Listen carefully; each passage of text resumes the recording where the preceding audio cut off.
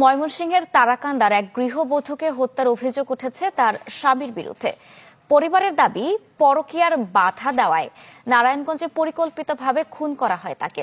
পরে স্বাভাবিক মৃত্যু বলে মরদেহ দাফনের চেষ্টা চালান অভিযুক্ত স্বামী। ঘটনার 7 দিন পেরিয়ে গেলেও কোনো থানায় মামলা নিচ্ছে না পুলিশ।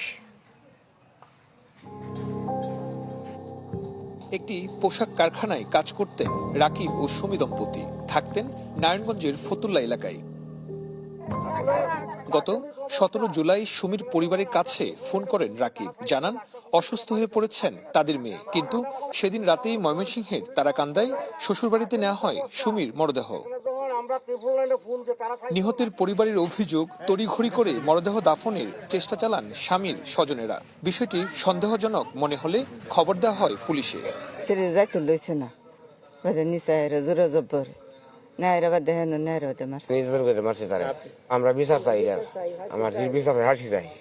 পুলিশ ঘটনাস্থলে পৌঁছে শ্রোতাল প্রতিবেদন তৈরি করে এবং ময়নাতদন্তের জন্য মরদেহ পাঠান ময়মনসিংহ মেডিকেল কলেজ হাসপাতালের মর্গে। শ্রোতালে উল্লেখ করা হয়, মৃত্যুর আগে ধর্ষণের আলামত মিলেছে শরীরে।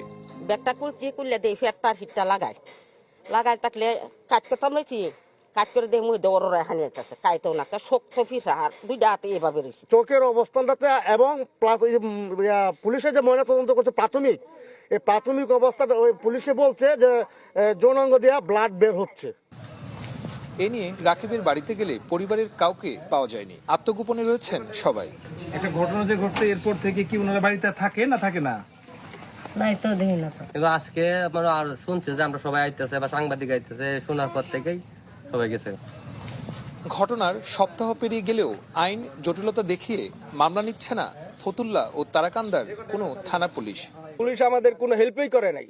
পুলিশে বললে যে আমরা দেখতেছি, বুঝতেছি। আমরা ফতুল্লা থানা যখন গেছি তখন আমরা আরো কঠিন রিপোর্ট পাইছি। এই মেয়েটার মারা হয়েছে 15 তারিখে রাত্রে। আমরা লাশ উদ্ধার করছি, চোরাচাল করেছি, পোস্টমর্টমের জন্য প্রেরণ করেছি এবং আমরা ঘটনাস্থল ফতুল্লা থানা এলাকায় ওই থানার ওসি সাহেবকে মেসেজ দিয়েছি আমরা প্রয়োজনীয় ব্যবস্থা নেওয়ার জন্য। আমরা তো ডেড বডি চুরুতালও করি নাই, আমাদের কাছে কোনো ধরনের কোনো কিছু নাই।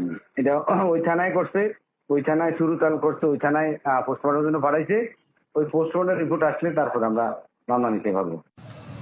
দ্রুত মামলা গ্রহণ, সুষ্ঠু তদন্ত এবং অভিযুক্তের শাস্তি দাবি করেছেন নিহতের স্বজনরা। সুলতান মাহমুদ কনিক, চ্যানেল 24, ময়মনসিংহ।